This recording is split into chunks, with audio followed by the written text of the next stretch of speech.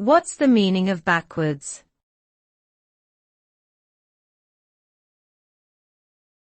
Backwoods.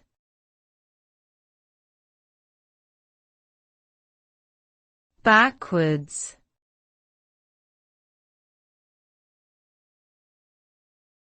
Backwoods.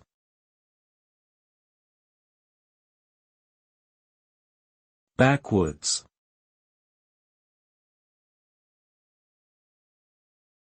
Backwoods is a term that refers to remote, sparsely populated areas away from civilization. It can be used to describe a rural setting, a wilderness area, or any place that is far removed from urban centers. The term often has connotations of being isolated, backward or unsophisticated, and is sometimes used in a derogatory manner to describe people who live in these areas.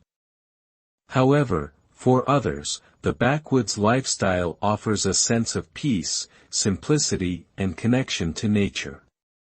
For them, the term backwoods connotes a sense of rugged independence and self-reliance.